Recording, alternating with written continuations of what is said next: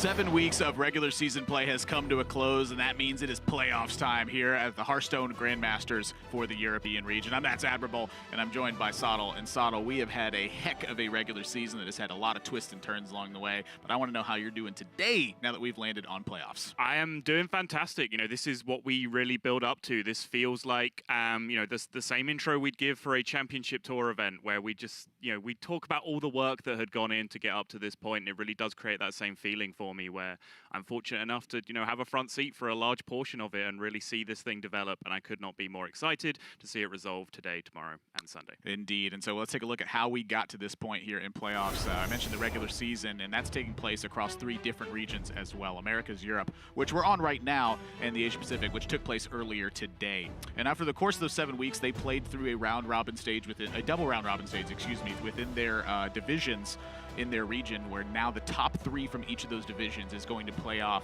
and try to earn their chance at BlizzCon for that global finals. We're having 1 player per region per season of Grandmasters that will be finding themselves there. Yes, which, you know, really thins out what is already incredibly high-level field. You take, you know, 8 of the best players into each division, but then still only 1 of them per season then makes it through to that BlizzCon.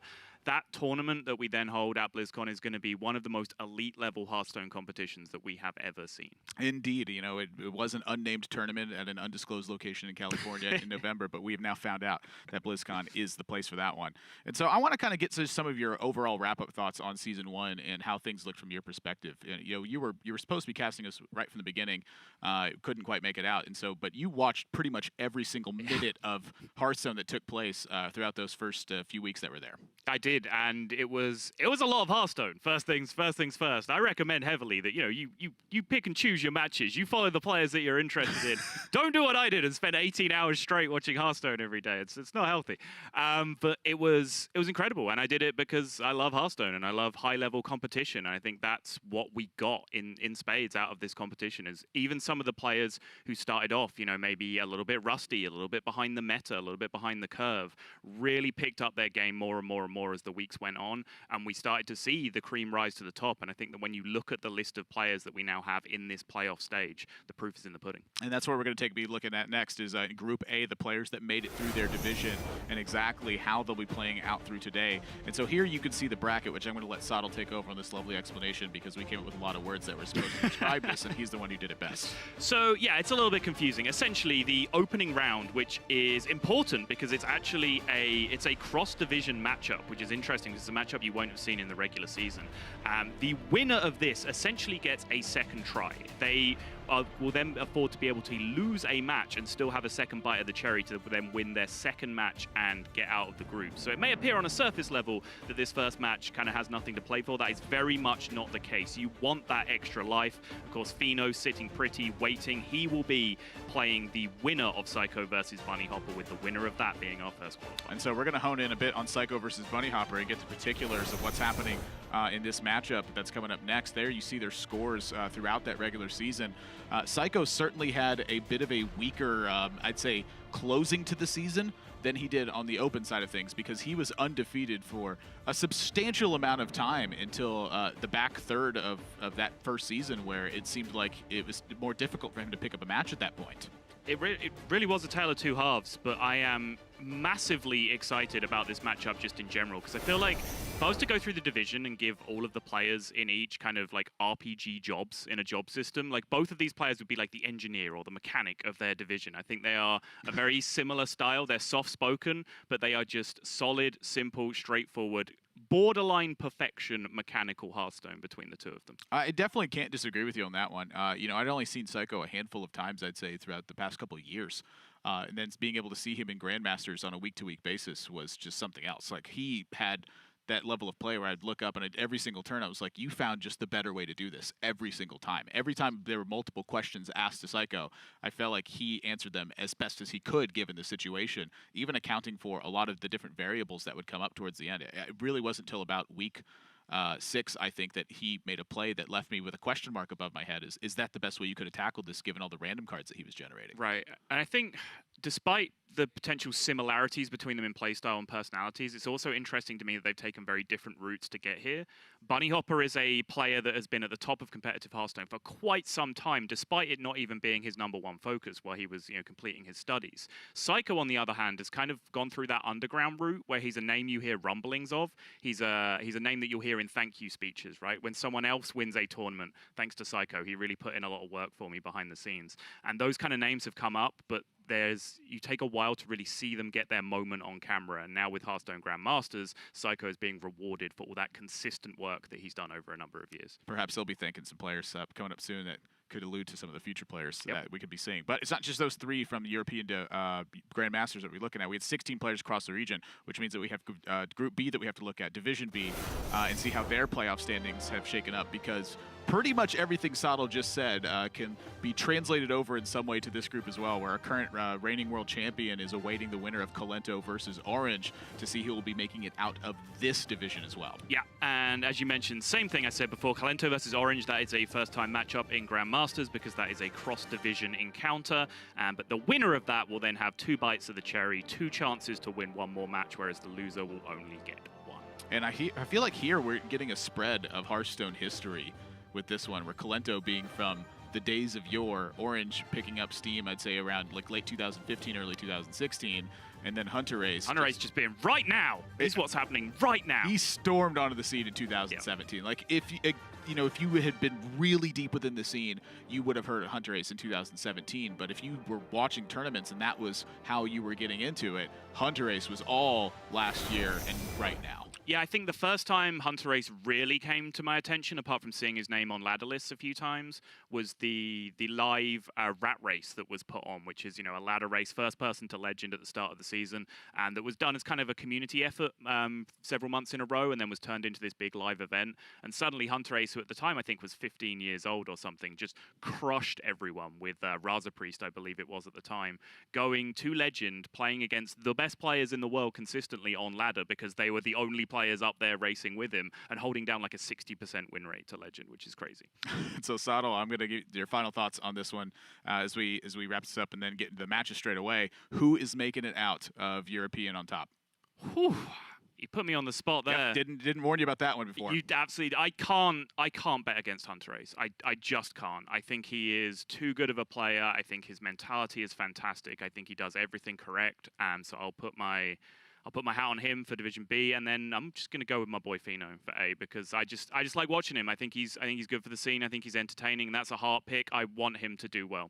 All right. Well, it looks like we're already getting straight into match then. In the fantasy draft that we had amongst the casters, I always pick one out of the group, and Hunter Ace was the one I slammed on the table first. I mean, obviously, how could it not? Yeah. And so we're heading into Seiko versus BunnyHopper. So let's go ahead and take a look at the deck list now and see what we're in store for. I feel like last week may have alluded to some of the matches we're getting, because in Europe they have said, you know what, there's no time to mess around anymore. It's the strong of the strong where the deck lists are concerned. Seiko has brought his Water Rogue to the table here. 1 copy of Sea Giant. This is the deck that I think he has probably gotten the most work done with in Grandmasters. It is. I think the big point of relevance, the place to focus here, is that secondary deck, because he is going to be playing against a mage. That is the anti-mage deck that he's brought with him, and it's a little bit of a departure for what we've been seeing as kind of the standard secondary deck.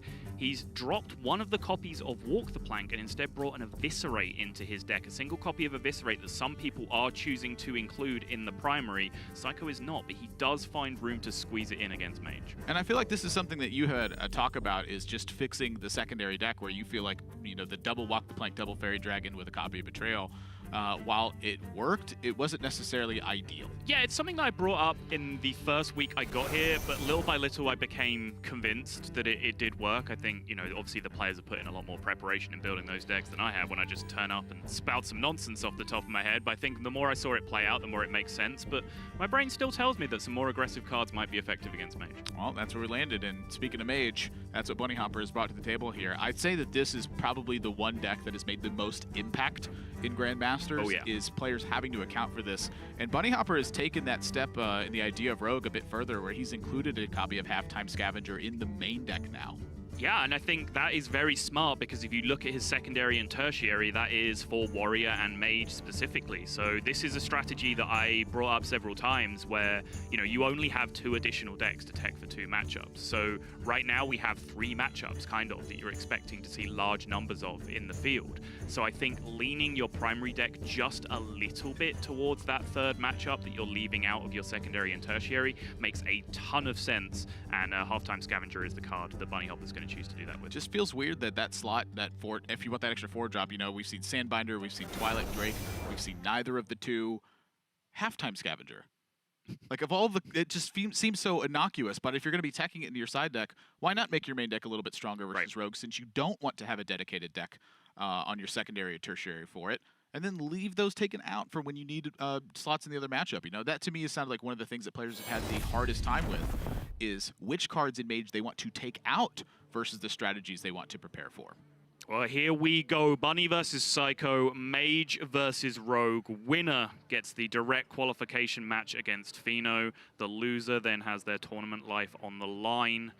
BunnyHopper going first does have the Sorcerer's Apprentice, which, I mean, it kind of goes without saying. Whether you have coin or not, Apprentice is one of the best cards in the deck, but I feel especially when you're going first, it's just a powerful option to dig you out of trouble in certain spots when you don't have that coin accentuating your game plan. I'd say at the Masters Tour in Las Vegas, this was probably the #1 question that I was asking people is, what's the best card in Mage? You know, what card do you always want to see? What card do you always want to have? And I had a lot of answers of Sorcerer's Apprentice, but it really came to my light when I sat down with Hunter Ace to play a game. And he loads up a ladder game, and he goes through his opening hand of the mulligan, and he's clicking Mountain Giant, he's clicking Arcane Intellect. He's like, no, we don't want any. He's like, nope. He goes, we want Sorcerer's Apprentice. It's the best card in the deck. And he tosses away the whole hand looking for Sorcerer's Apprentice. And I was like, maybe he's overstating this to demonstrate his point. But at the end of the game, when I looked up and he had won because of Sorcerer's Apprentice, that is really what told me how powerful that card was in the deck. And since I have really taken that to my heart, as we apologize for the issue here, we'll get this fixed as quickly as we can. Thank you for your patience.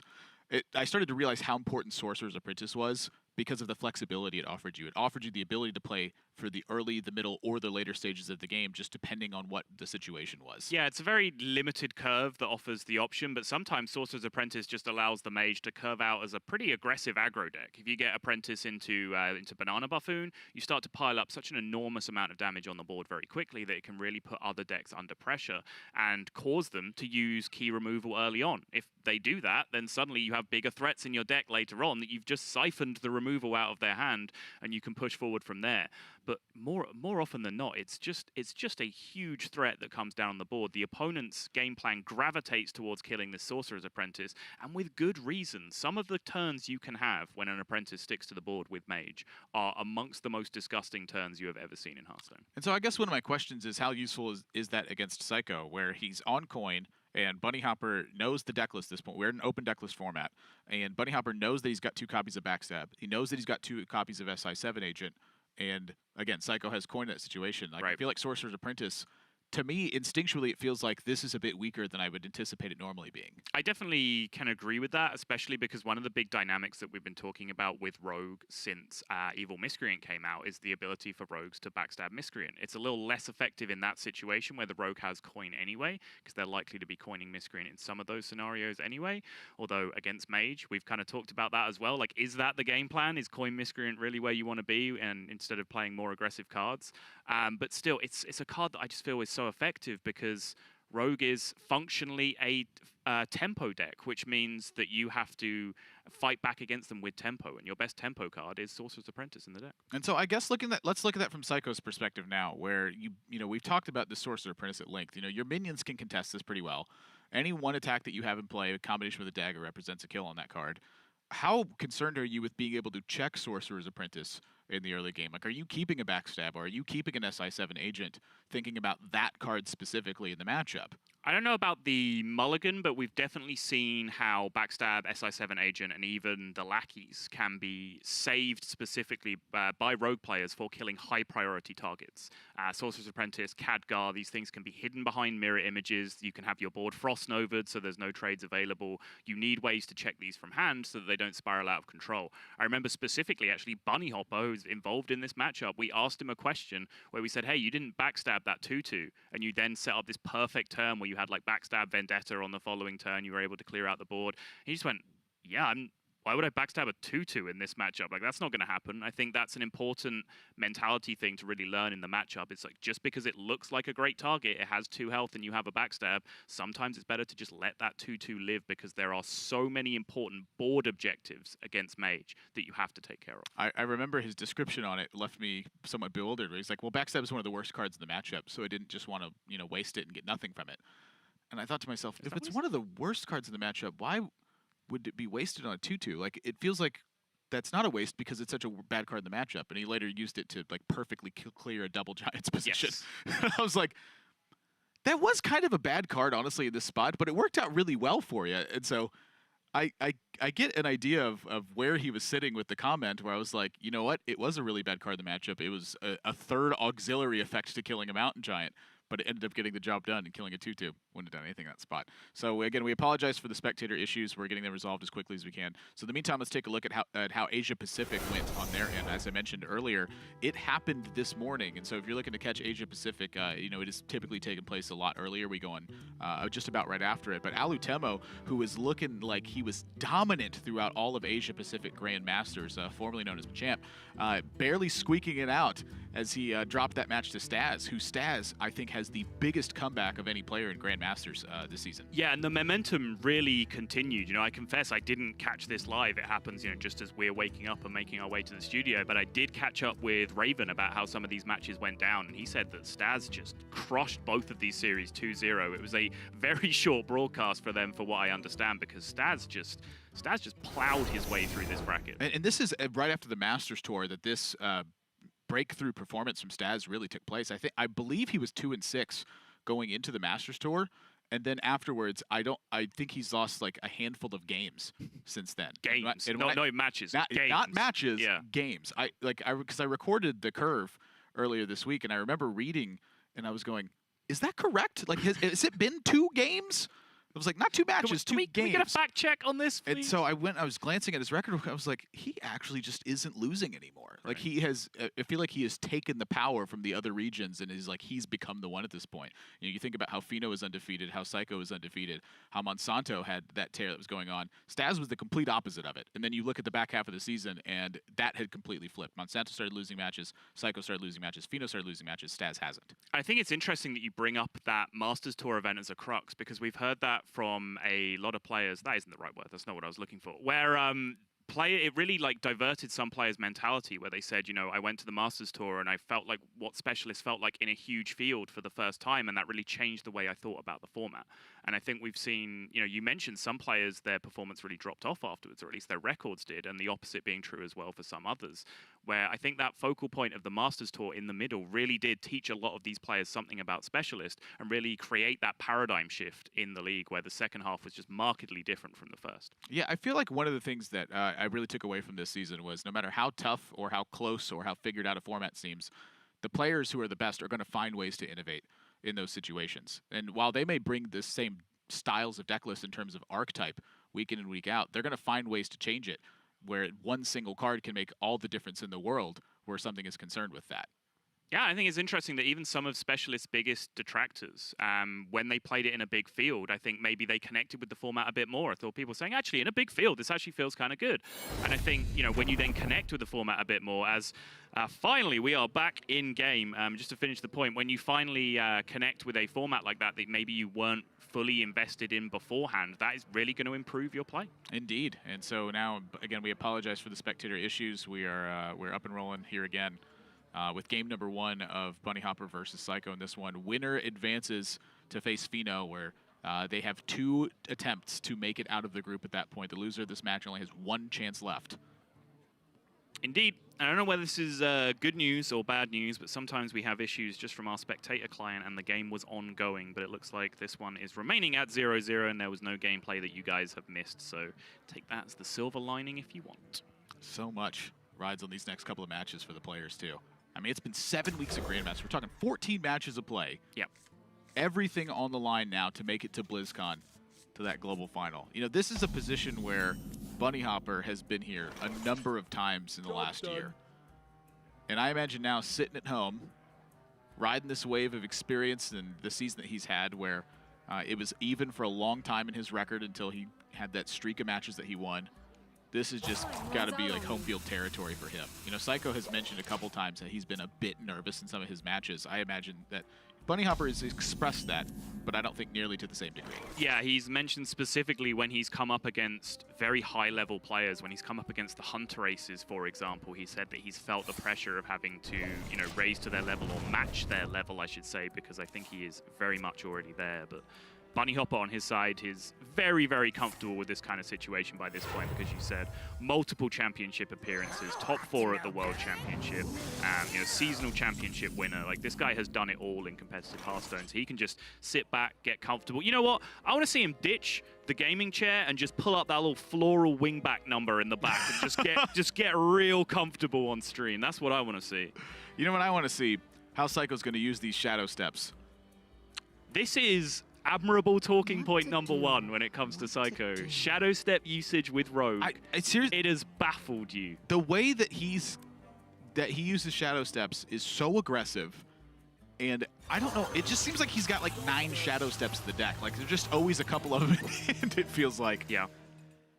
So many games I've watched Seiko, he'd start out, kind of nothing is happening, and then you look up and you go, wait, how does he have so many minions, have dealt so much damage, and still have so many cards in hand? Yep. And so much of it always looks back towards one single shadow step changing the momentum of how a turn will work. And now that Spirit of the Shark has showed up, I feel like now he has a clear image of where he wants to be using these shadow steps. Yes, I think this is a far more straightforward decision than some of the ones we have seen over the past few weeks with Seiko. It's really interesting because we asked him specifically about it in one of the interviews, and he sort of tried to explain where his head was at, but we talked about it, I think it was the next morning or maybe as we were walking home from the studio, and realized that his explanation actually didn't make any sense, which tells me that there's an instinctual thing about some of his play, which is very interesting to me, because a lot of players will tell you that you can reason out and maths out the best play on any given turn and, you know, play like a supercomputer. But I think stuff like that goes to show that some of these players do just have to fall back on instinct sometimes and then justify the play afterwards. And more often than not, when their instinct is as finely attuned as some of these players are, that instinct still leads them down the right path. Yeah, it comes from experience, right? Yes.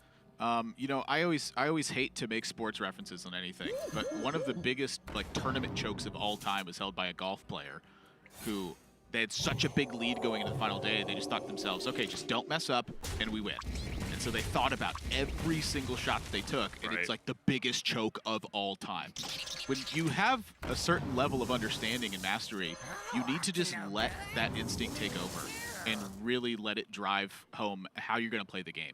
And I very much am in that category of, like, I need to play instinctually. Like, if I think too much about something, it ends up becoming bad. And so very much I have to reflect on what happened after I've made a play and then let my experience guide me from there. So if I'm going to play good in a situation, I need to have made the mistakes that are necessary in the games before the one that really mattered when it comes to competition point. And given Seiko's explanation and what you just said, that does feel like a lot of how he plays, because he will tend to sometimes play very quickly, which tells me he knows what to do in the situation. He's been here before. Right. Meanwhile, BunnyHopper, not too much going on this turn. Arcane Intellect really the only viable option. He's just kind of missing himself some kind of base to build from. He hasn't really had that smooth curve of the early minions, and he hasn't really been able to get his hand size up to the point where he can get a quick giant plan going. But he's not really under too much pressure just yet from Seiko. Seiko, as we were describing it, did that Seiko thing where he has played for tempo, but yet somehow still has 9 cards in his hand. Yeah, and he's going to keep playing for tempo and somehow still have 9 cards in his hand. It's a mystery. Evil miscreant, my dude. It does good things. It's a riddle wrapped in a... What's that big saying with the riddle and enigma and mystery thing? Yeah, you had it. Goes. Riddle wrapped in an enigma, I think that's right. It's a mystery wrapped in a riddle. Sure. Inside. I don't know. Something about enigmas at the end.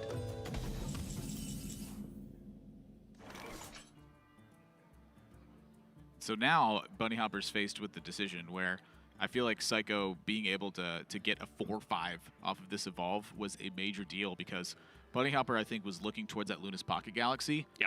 And I think likely lands there because his 7 is Mountain Giant Conjurer's Calling. But that is a slow turn when you're looking at a Spirit of the Shark. It's a slow turn when you're looking at just 7 damage in play as well, which is your point about that 4-5 being very relevant. I think this has become quite key against the deck. It always was. Like, you always needed to keep pressure high against Mage so they can't just freely drop Giants and feel good about it. But since Luna's Pocket Galaxy came into the deck, the idea of just power spiking, pressuring into key turns, like when you have a read that Luna's Pocket Galaxy is something they want to do, became even bigger. Because if you just take a turn off, like if you just have a very slow value-based turn and don't put huge pressure on the board, they will rip that Luna's Pocket Galaxy for very little punish. And it's so hard to come back from that position if they've done it in a safe spot.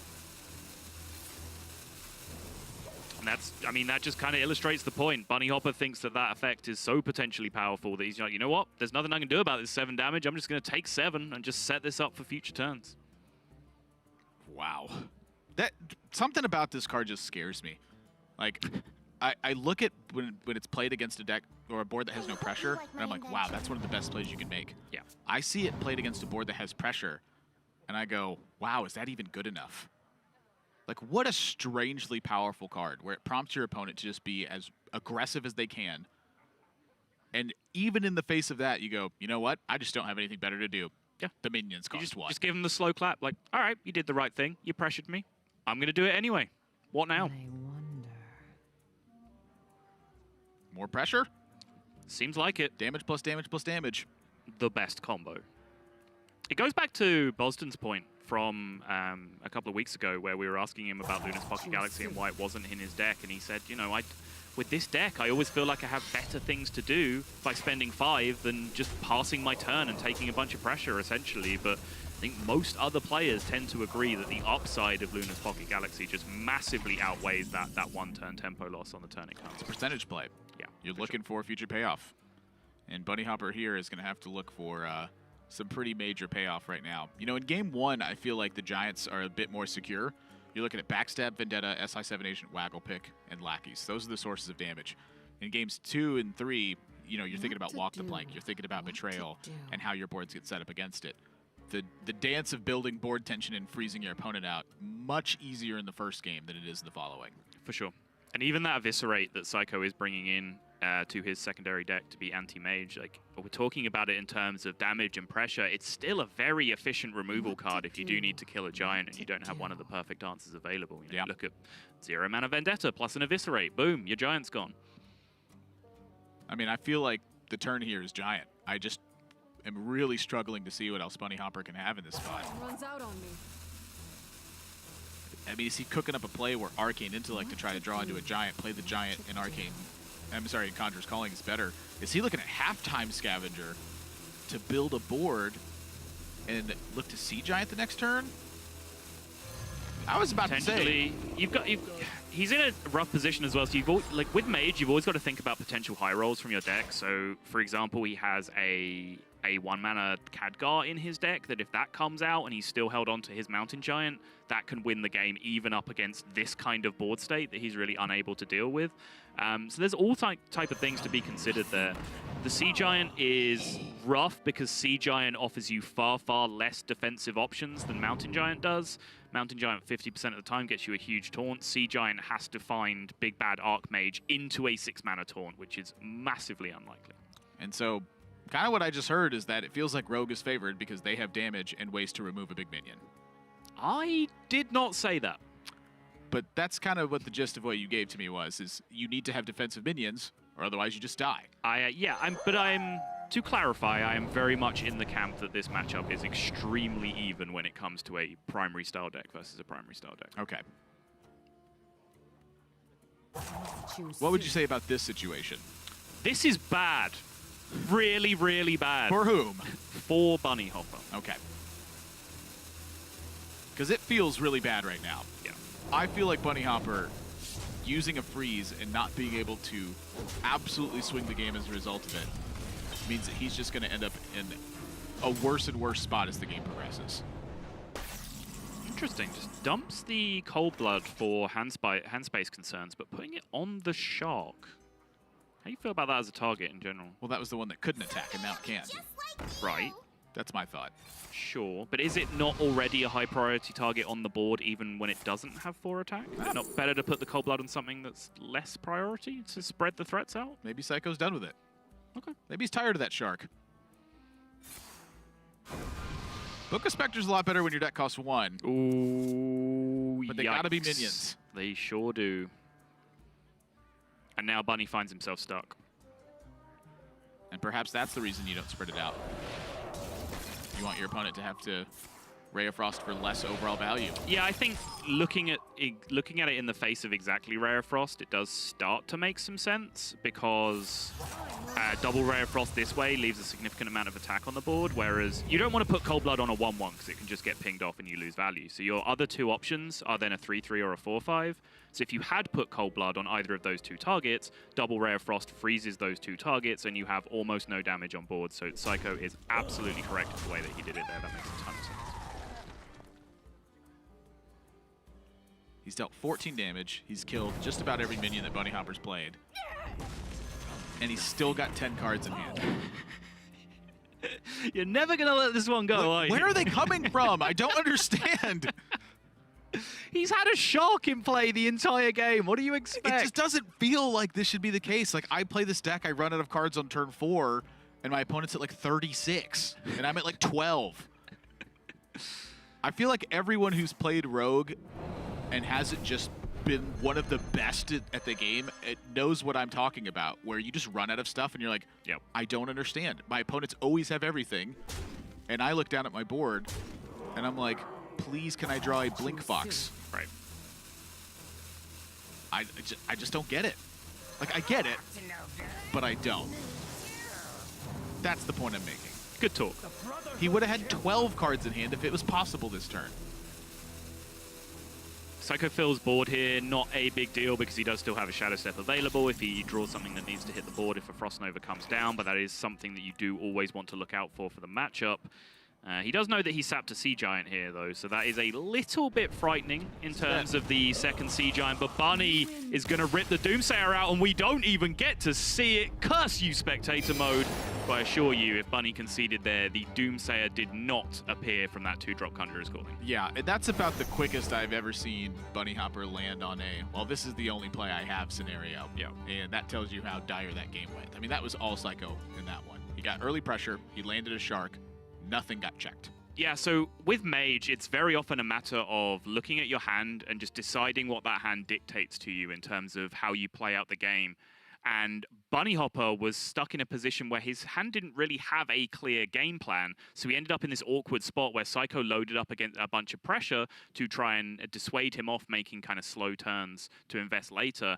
But BunnyHopper didn't have an alternate plan in his hand, so he just had to say, you know what? Luna's Pocket Galaxy, go. And then from that point, his deck was not kind to him in terms of feeding him something that could dig him out of that situation. Yeah, and I honestly, I'm kind of curious if like even getting a Mountain Giant there makes too much of a difference just given how much gas Seiko had. Right. I think it would have like been a speed bump or a roadblock right. or a way for something else crazy to happen, but I feel like Mana Cyclone needed to be the card that was going to change that game because BunnyHopper had to use a Frost Nova just to buy time, and he wasn't able to capitalize. He actually got checked on that turn, and the issue got worse after the Frost Nova. It's quite rare that you have to use a Frost Nova in that way, but that's one of the things that I look for in who has decisively won this game is how effective was the turn post-freeze for the Mage player.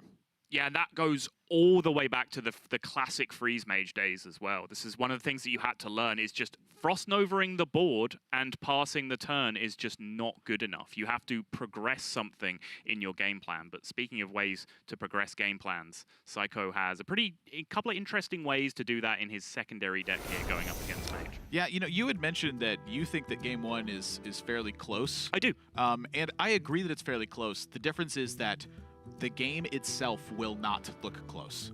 It will be decisive one way or the other, and you need to see a lot of the games to understand what makes the matchup close. It's a blowout in either direction, but it's close to 50% of the time it happens on each side. Right, and that's really the point I wanted to draw up here is that when Seiko has the dedicated deck that pulls this, you know, a little bit over the hump for him, we got further statistics about the players swapping to a secondary deck when their opponents are not. You know, we had week 6 statistics for Grandmasters, and then we incorporated week 7 as well. And in the prior statistic, it was a 16% difference in game win rate. When one player was swapping decks, the other player was not. After 2 weeks of play, we saw it go to a 20% difference in-game win rate. And now, granted, the sample size is quite small for Hearthstone. You need a lot of games of Hearthstone to know what that data actually looks like. But it continues to trend in favor of a massive difference when you can change up to 5 cards and your opponent cannot. Yeah, I mean, that's what was interesting to me. I called that out where I said, you know, this is just based off week 6 statistics, right? We have a very small sample size, but it's an interesting thing to talk about. Then when we've added in, when we essentially doubled the sample size, the win rate shift when players switch to a dedicated anti-something deck has gone up. That's bad news for BunnyHopper. Look out for it. Season 2, keep an eye on it, because I think these secondary and tertiary decks are only going to get better as we move into Season 2. And so now BunnyHopper's got coin. This is the territory Mage really wants to be in, taking advantage of extra hand size and extra cards. I feel like if there's one deck that does so much with extra cards in comparison to everything else, it has to be Cyclone Mage. Oh, yeah, absolutely.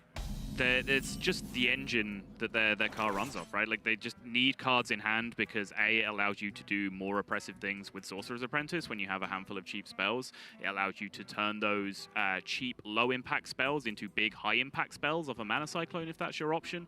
And then just the very surface level. You play Mountain Giant in your deck. You want to have a ton of cards in your hand. Yeah, I feel like for Seiko, you just want to have any other cards in your hand as well. That is about as poor as it gets right now. Yeah. The Edwin offers some kind of ray of light through the crack in the window, but Walk the Plank, very reactive card. Togwaggle way too slow. Leroy Jenkins is your finisher.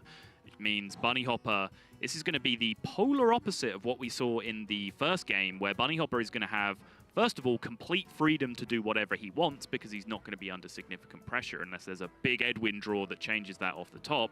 And secondly, he has multiple game plans being projected to him by the contents of his hand. Yeah, and that to me is the first point is the big one. No pressure that you're under right now. Yep. You know, Walk the Plank is a great card when you have damage cranking. If you don't have damage cranking, that Walk the Plank is going, oh my goodness, I hope they don't have another giant. Yes. Like, that's what that starts to say at that point. And so for BunnyHopper, you look at the way his hand is panning out, 2 Arcane Intellects in a row is going to give him a high potential to be able to make something happen. And so Snip Snap showing up may change the way this game plan works out. But right now, BunnyHopper's eyes looking at that Mana Cyclone and Sorcerer's Apprentice and saying, what else can I do with this? Someone else looking at a hand and going, what on earth can I do with this is Seiko right now, because there is just nothing going on except a singular 3-mana 2/2. Yeah. So many and I think that the look on his face is, you saw him kind of shift his eyes over to the side and go, what am I supposed to... Yeah? Yeah, it's appropriate right now. This is one of the worst opening collections of cards I think you could draw.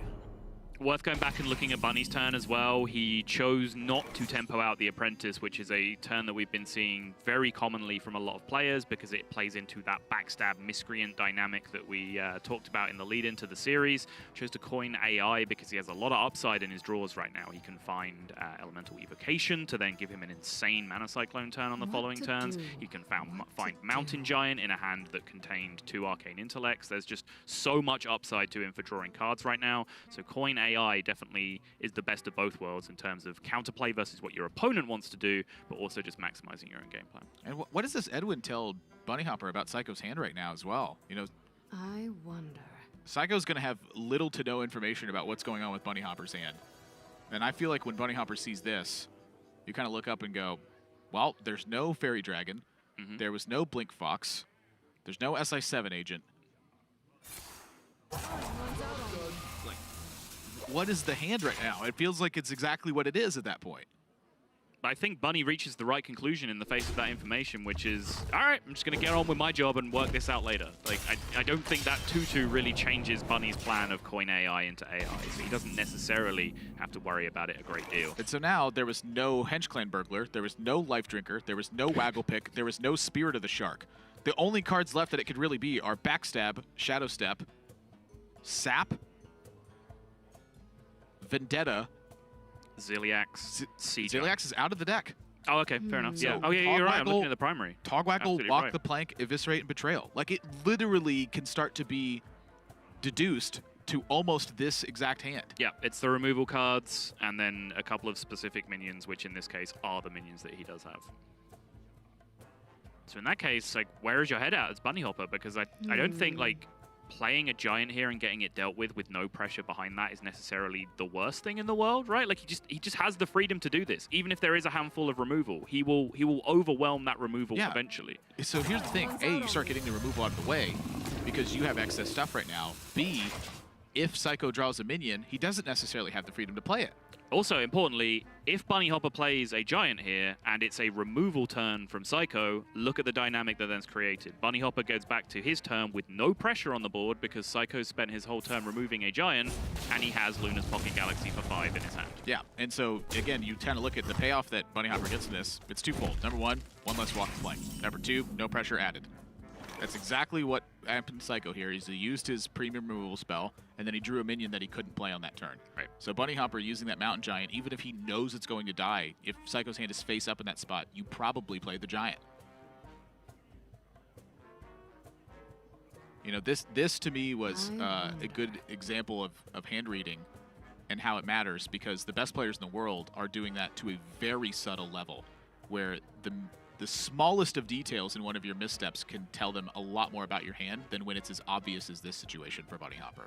So now, this is actually a tougher decision for Bunny than I made it sound. Obviously, Luna's on 5, beautiful. You know, you sign me up. But the second Mountain Giant, because of that dynamic we have where Seiko is only playing a single copy of Walk the Plank, Bunny can actually, even if he's giving credit to this hand being full of removal from Seiko, can actually still imagine a world where his giant lives, right? Because Sap is the only card that deals with it. Betrayal would do nothing. It would have to be Vendetta plus something else in order to take care of it. And I feel like Bunny, potentially, if he gets the second giant down here, can win the game. But he's going another way entirely, something that I didn't even look at. He's going for the Sorcerer's Apprentice turn instead, just maximizing out onto the board. What's the merit of this, Admirable? So my thinking on this is BunnyHopper probably wants to, again, prompt Seiko to do something. In the Mountain Giant, as you mentioned, it's only checked by pretty specific things. And so when I'm looking at this, what it says to me is he wants the option of Mana Cyclone or the option of Mountain Giant into Conjurer's Calling next turn. And this is the only way to really create that, is to get the Sorcerer's Apprentice into play so that you could have that threat of the Mana Cyclone being pretty explosive in this spot. That's fair. This also starts to eliminate the hand range from Seiko, where BunnyHopper can further identify it. And even in the worst case scenario, BunnyHopper is looking at having Mountain Giant Conjurer's Calling on the following turn. Now, the Betrayal, I think, is really where that Seiko has the potential to get that payoff, is the fact that if BunnyHopper lands on that big turn, Betrayal can answer the whole thing. You have a lot more faith in Betrayal than I do, Admirable. Let's just leave it at that. It's like a 2-mana Walk the Plank. Yeah, sure. So, I love it. Yeah, sure. Yeah, sure. So, yeah, if Lunas had come down that turn, he does still have Giant Conjurer's Calling as the follow-up. But I think you make an interesting point that this is the play that he makes that gives him the option of doing either on the following turn, which I think is a really nice way of looking at it. I think if he, unless he'd drawn exactly Elemental Evocation off the top after the Luna's Pocket Galaxy, which is not the world you want to live in anyway, like you didn't really have an effective Cyclone turn. So I like this the more that I look at it. I think you explained it well. When the hand reading parts are obvious, that's when it becomes so much easier for me. So when they're not so obvious. If I can't explain how you know a card is there, I don't want to even attempt to explain how.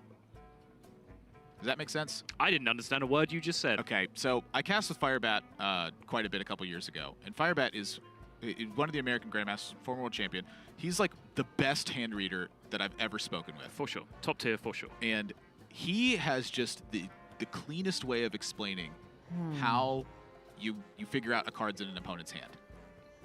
And when he just explained, I'm like, how do you know that? And how does it now make sense that you've said it? Because you've said it so quickly.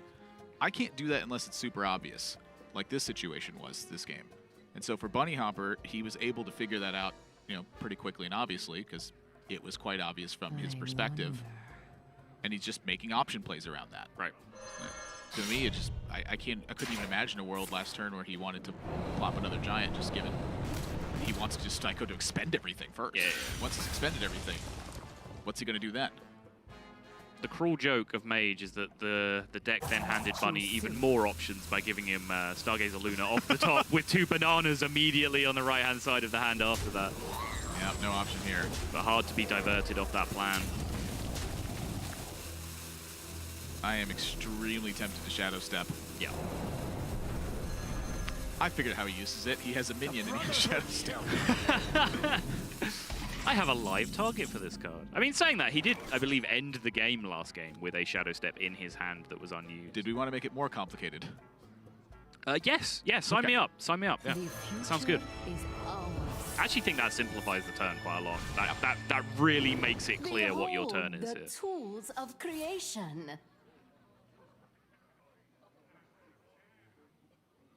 Hello? Apologize. Do I not get a card? Okay. Behold the tools of creation.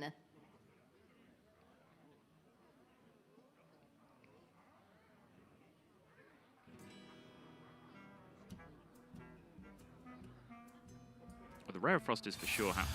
Yeah. I think Seiko acting appropriately in response to that as well. Or, oh, okay. Well, that was one of the cards I needed. Your 10 cards to not be.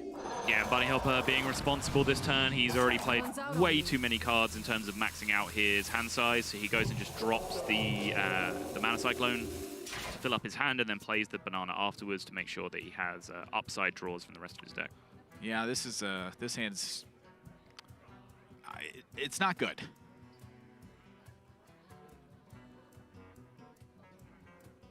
Seiko has been on the opposite end of last game's pan out, where instead of options he has, I wonder. you know, I'd say close to no options. He has had very close to one play available to him each turn that, you know, has any kind of justifiable merit behind it.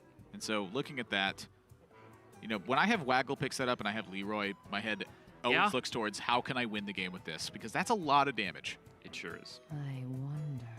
But you can't control where the Waggle pick sets. So perhaps time is just the way you go.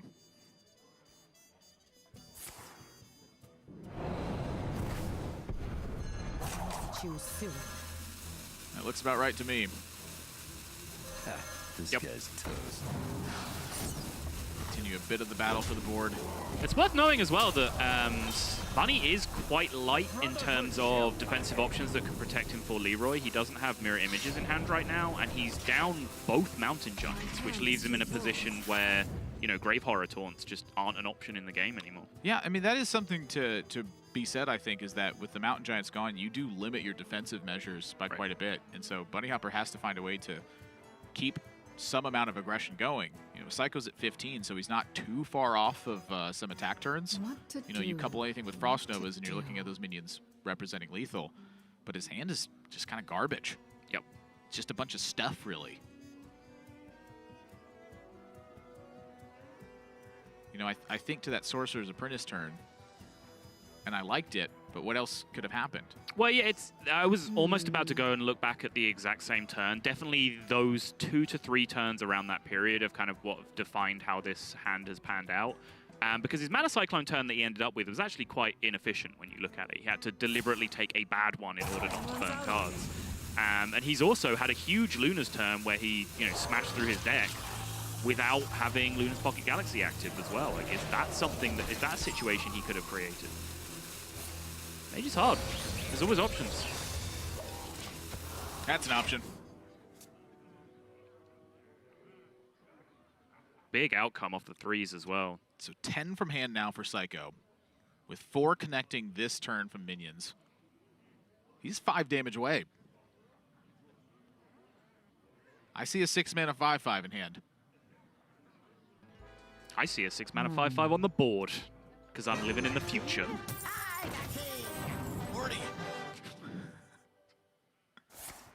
Aww. I mean, the 5/5 isn't doing much good on the board if you don't at least give it some element of protection, right? I felt like the 6/6 is protecting the 5/5. If we're gonna go that route. All right. I mean, you got to kill the 6/6 first, right? I think Seiko is right in his train of thought here, though, where he's, you know, thinking the exact same thing I just explained. I'm only a few attacks away from dying. I need to stop damage, so that way a single freeze might not end the game. Right. However, when you couple it with Khadgar, that single freeze definitely represents ending the game. Wow. It's the 3/4s again. BunnyHopper crushing these 3-drop rolls. And that's no outs for Seiko. There's nothing in this deck that'll change this spot. Nope. With Vanish rotated, accentuating that issue.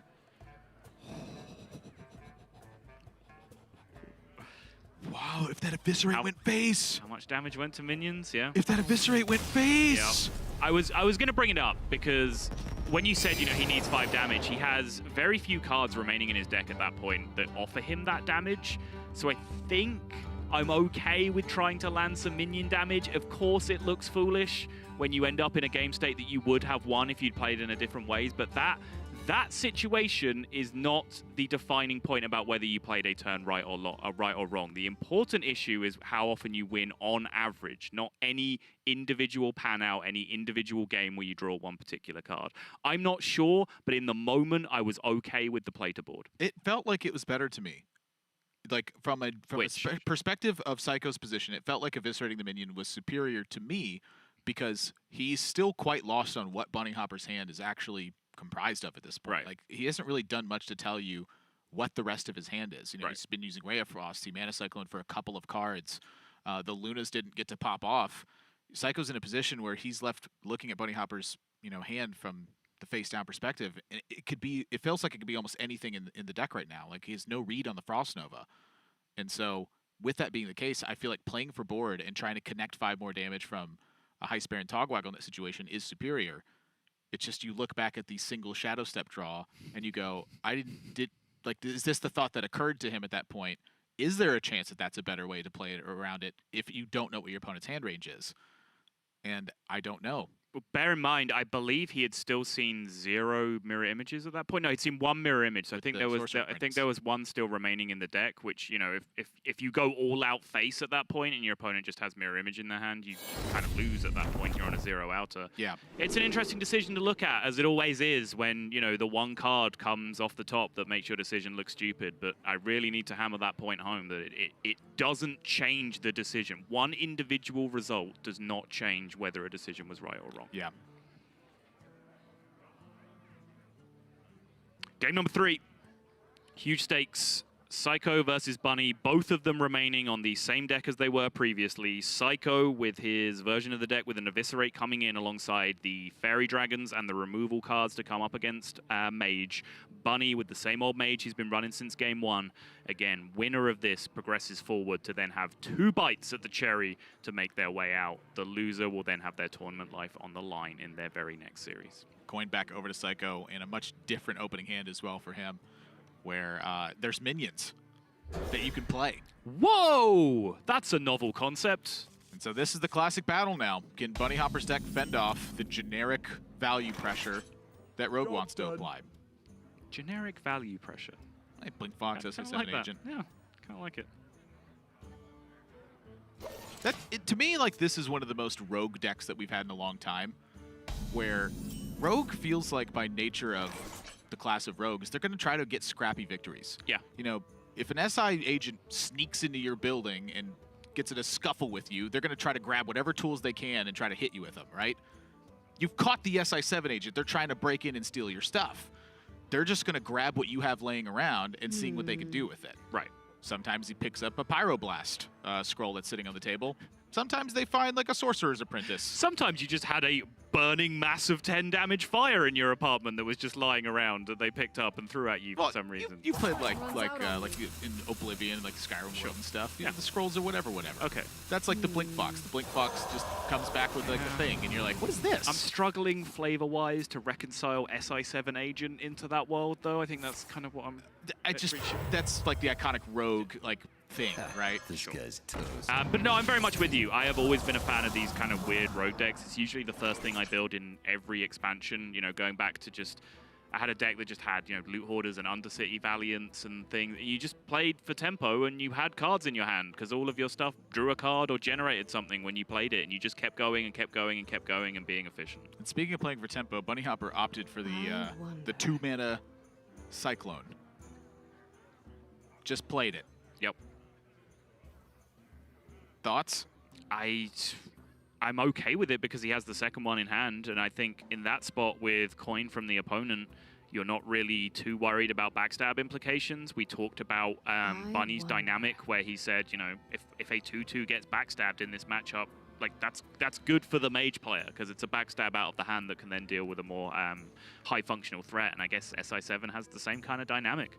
If neither of those cards are present, you get a payoff where you can then start to contest 3/3s from the opponent with just your 2/2 and a ping.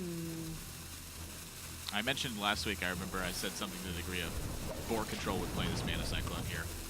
He promptly messaged me and said, I would not have played the Mana Cyclone, here's why.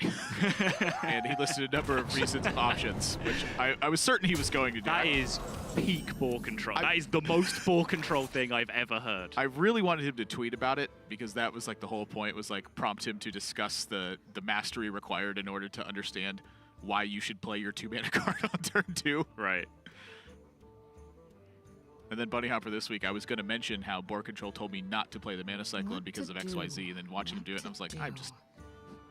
Sottle, I just don't know sometimes. Yeah, I mean, mage is hard. I will come back to that over and over again, and people, you know, even people who sound like they're certain what the right play is, they don't know. The deck's too hard. There's too many variables. There's, you know, too many X factors to What come into to play at any do? given I'll time. take confidence to backed up by do? reason. Yeah. Oh, 100%. Yes. I'll call you right in that situation. Yeah, sure. You're convincing enough. Wow, no Luna before this. So he wants to Luna after he plays her Pocket Galaxy. This is certainly an interesting game plan, a big diversion from the norm for BunnyHopper, where he's just trying to fight as aggressively, Oh. as he can up into that turn 5, and then potentially get the payoff that way with so many of his big impact minions left in his deck. Just so happens that Seiko just has a nicely balanced hand this game. We saw first game, he had all the pressure and none of the removal because it wasn't in his deck. Game number 2, he had all the removal, all the clunky minions, and none of the pressure. This game, he just has a perfect balance of the two, where it is that dynamic that we've talked about so many times. It's minion pressure, then backed up by that removal. And in Seiko's case, even better because that removal is doubling up as burn in this situation. Oh my. Oh my. That's game. It's not this turn, but that's game. How is BunnyHopper going to defend that? It's a great question. It's a lot of Frost Novas and a lot of mirror images, and I don't think there's enough of them in the deck to get the job done. It's 9 in play. You have 6 on the Leroy, and you have 7 more in burn with the Frostbolt and Eviscerate. I know this is dangerous territory, Admirable, but do you just play the Leroy now? I'm actually pretty confident about this. Like, you play, because it beats Ziliax anyway, right? Like, Ziliax is the only out in this position, apart from just random Conjurers calling Scammery. Okay, Luna, Sea Giant, draw Snip Snap, and draw Ziliax. That's the way he lives, is that right? How much mana do you have this turn? Your minions cost 1. Does that still work though? I guess if they're the immediate Luna's draws, 3, yeah, if they're the immediate draws, then it's fine. Yeah, okay, sure. What And to this was the play that do? BunnyHopper What set to up. That's do? why he played for the Mana Cyclone pressure, is he wanted to just get something on board, kill a minion Right. with something he had on board, and he ran into 2 removal instead. Behold And so the that, tools the Snip Snap of gets creation. this is the world. If you've called this out and it happens, I am going to burn you as a witch. Behold the tools of creation. not it. You win. He's just cooked. Wow. Yep. Seiko takes it down 2 games to 1 and moves on to now have 2 tries at making it through this group. That was the advantage you have for winning in this scenario, is now one of your next 2 matches being a win. That's it. If for BunnyHopper now, he has to win his next one or he's done. For Seiko, he's got 2 tries though. Yeah, and honestly, I kind of feel like for the mental health of the players, I think that's the best way around for it. I think BunnyHopper is better equipped at dealing with just that one game that means everything from this point. It's kind of a dynamic we talked about where Seiko just has admittedly been a little bit nervous in a couple of spots and has certainly looked a little nervous in some spots. Just, you know, visually looking at his face, looking at his webcam, I don't think it's really come through too much in his play apart from the one rogue game where he had the Overlord's Whip available to him where he got himself in a huge miss. All right, and that wraps up our first match that's here, but we got a couple more that's going to be coming up. And so we can take a look at the bracket and see exactly how it's shaping up in case you're just joining us or in case you're wondering what's happening now. Seiko is moving on to face Phenomeno, whatever you want to call him in that situation. It's supposed to sound like phenomenal because his plays are phenomenal. Yeah, well, that's one of his friends that said that anyway. Yeah. Whose friends say that to them? Like, that is not how friendship works. I don't understand. Well, I think your casting is phenomenal. You should just make your name Phenomenal. Regardless, Fino will play Seiko. Either one of those kind of has the extra life where they can lose that matchup and still go down into that Deciders match where I believe BunnyHopper is now waiting. Yes, that's right. BunnyHopper's waiting down there in that lower side, and Fino looking to face off. He was the first seed in the group, and so that's the advantage he has. Is he just got 2 tries straight up. He doesn't have to battle for the chance of that second match being able to give him a win and through the group at that point. And so that's where we're seated, and that's what we're going to be awaiting is the outcome of those matches and seeing how they move on. We're playing through Group A's today, and we're going to be playing all weekend long where we are in best-of-3 matches until the finals on Sunday, where players then secure their spots to head to that global finals at BlizzCon come November time. And so, Sottle, that means I believe we're going to have to take a break because we got to get our next match set up. And we're bringing the band back together next. We're actually rotating our casters throughout the day up until this point. I believe it's the old school dream team of TJ and Admirable coming at you next. I like TJ, but I like you a lot too. I like all the casters. I guess that's why I ended up doing casting. So, quick break is coming up, and when we get back, the second match of the day is getting underway. So stay tuned. We got plenty more Hearthstone this weekend coming all the time. Hearthstone Grandmasters.